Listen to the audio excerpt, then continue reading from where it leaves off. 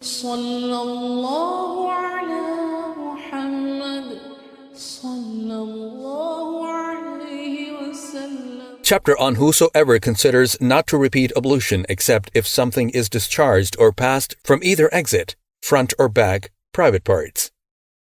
As is mentioned in the statement of Allah, or any of you comes from answering the call of nature. Quran, chapter 5, verse 6. And Allah said, if a worm comes out of the one's anus, or if a drop of discharge equal to the size of a louse comes out of one's penis, then it is essential to repeat the ablution. Jabir bin Abdullah said, if one laughs in salah, prayer, he must repeat his salah and not the ablution.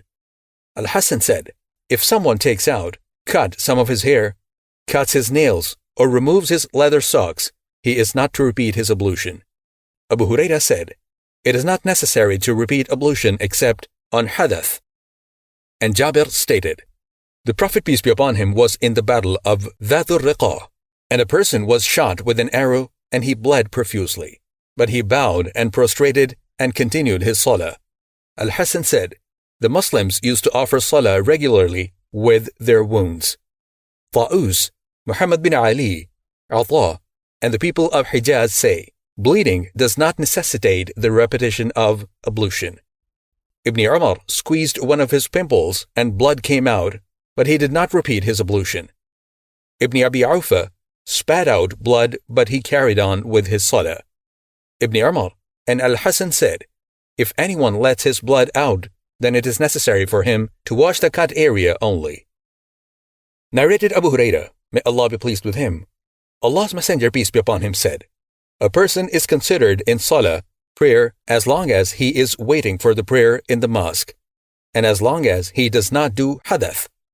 A non-Arab man asked, O Abu Hurairah, what is hadath? I replied, it is the passing of wind from the anus. That is one of the types of hadath. Narrated Abbad bin Tamim. My uncle said, the Prophet peace be upon him said, one should not leave his prayer unless he hears sound or smells something. Narrated Ali, I used to get emotional urethral discharges frequently and felt shy to ask Allah's Messenger peace be upon him about it. So I requested Al-Miqdad bin Al-Aswad to ask the Prophet peace be upon him about it. Al-Miqdad asked him and he replied, one has to perform ablution after it. Narrated Zayd bin Khalid, I asked Uthman bin Affan, may Allah be pleased with him, about a person who engaged in intercourse but did not discharge. Uthman replied, he should perform ablution like the one for an ordinary salah, prayer, but he must wash his penis. Uthman added, I heard it from Allah's Messenger peace be upon him. I asked Ali, Az-Zubayr, Talha, and Ubay bin Ka'b, may Allah be pleased with them, about it, and they too gave the same reply. This order was cancelled later on, and taking a bath became compulsory for such cases.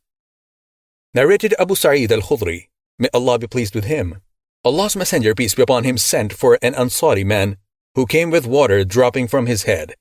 The Prophet peace be upon him said, perhaps we have forced you to hurry up, haven't we? The Ansari replied, yes.